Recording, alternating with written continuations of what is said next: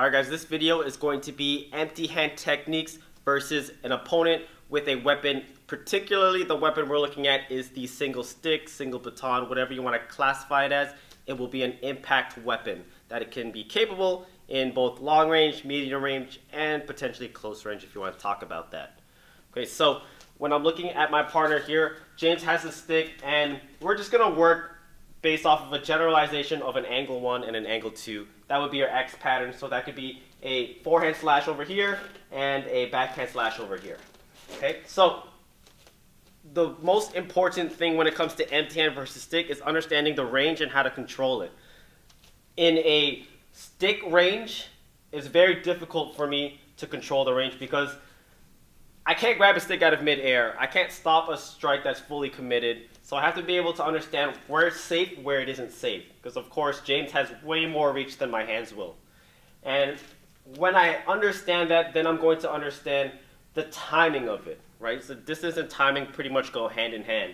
Now, it may not always be like this, but generalizing using an angle 1 and an angle 2, if I can't close the range, I'm going to wait for the strike to finish, because usually one follows the other, right? It'll either be a forehand strike or a backhand strike. Whether it is an X pattern or a figure 8, you can't really say that, but what you do know is that when it commits from the right side to the left side, it has to go back from the left side to the right side, unless you have some sort of technique that loops it, like a sombrado. So when I see an angle 1, I'm going to let that pass, knowing that this is my range. When he enters a closed position, that is my window for me to bridge in and look to attack the arm. Because obviously if I attack the stick, I'm most likely going to lose. I want to attack the arm because this is what's controlling his weapon. Now the way I do that, personally I like going 2-on-1. I like either going shoulder and wrist. Generally from the outside, I will most likely pass. Now you can also jam, and I will touch base on that in a bit. But I'll try going 2-on-1. 2-on-1 depending on how quickly I can get in and how well my position has been established. So when I get over here, that's going to allow me to start working, maybe buy me some time where this strike is going to kind of slow down, if not stop, because there are more important things that James is worried about. His elbow, his base, his eyes, whatever those things might come to his mind. Now if we look at this in another way, we just reverse it. So if he starts with an angle 2, I understand the range. This is my window to enter on the angle 1. 2-on-1, again, shoulder, wrist, forearm, something of that nature.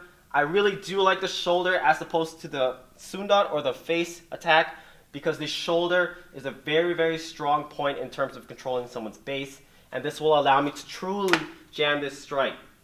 Now if you notice in both the inside position and the outside position, I had to make sure that my head is past the stick. No matter if I'm here, here, or here, that'll be a variable. One thing I have to make sure is that I'm past the weapon.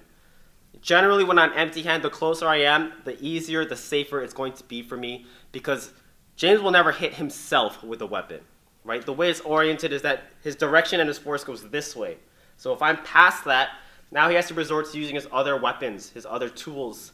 And potentially, he might even just ditch the stick to begin with, so that he can use 2 hands instead of 1. Whether that happens again, it's a hypothetical. But that is essentially how I would break into the empty hand range if he had the stick range to begin with.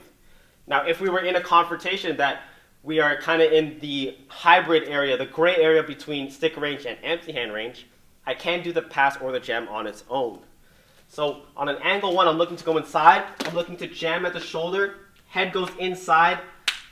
Left hand is going to monitor. It's not going to essentially do much just by holding here, but I am going to jam here and make sure that this is a nice, stiff brace and that I can get myself to flow from here. So inside is very common from here. I can use some close range striking. I can shield to be worn and be careful with this left hand. I can go into my flows of whatever nature.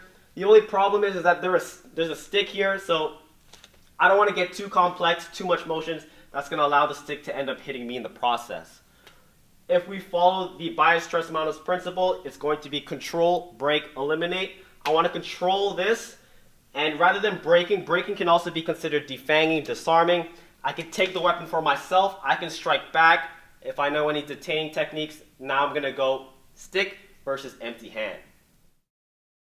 when we're looking at the outside angle, ideally what I like to do is I pass, I jab, and then flow into a different technique. Now, those would work, but there is going to be a time that as I'm passing it, this allows the arm to be free, which might let the baton slip through or the stick hit me, causing me potential harm. So what ideally I want is when I'm in the outside position here and I'm passing, I want to be able to secure the arm. So a 2-on-1 looks really, really good here. I can also do other techniques to allow me to control the aggression rather than the aggressor.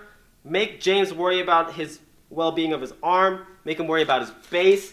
Depending on what the situation might hold, take his attention away from striking me. Now, using my 45-degree principle, I can step back out. Stepping home to set up a disarm, consuming the space. This is a very simple one we do.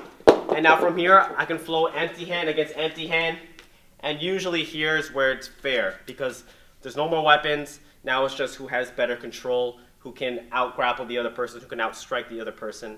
And pretty much it levels the playing field from which James ultimately had the upper hand, but based off of timing, based off of distance management, I was able to cut that out and then make it 50-50 against us. So when it comes to empty hand versus stick, you are at a disadvantage. Let's be honest here. You are at a disadvantage when they have a weapon. That does not mean that it is game over, especially when it comes to impact weapons such as a baton. It doesn't mean that, one strike is going to end it all. Yes, it will hurt depending on the severity, depending on the angle. Most importantly, you want to understand your distance and your time management because that's the key to be able to do any sort of empty hand techniques.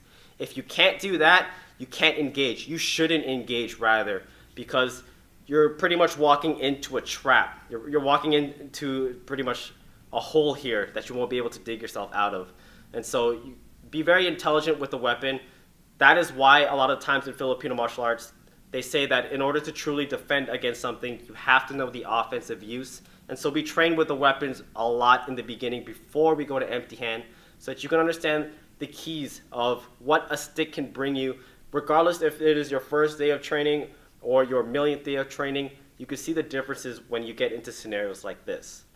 So this is a two-part series. So if you haven't watched the flip side of this, stick techniques versus empty hands, make sure you check that video out. If you haven't already, make sure you also subscribe. Check out our online tutorials, FMA concepts. The links will be in the description box. And until next time, catch you guys then.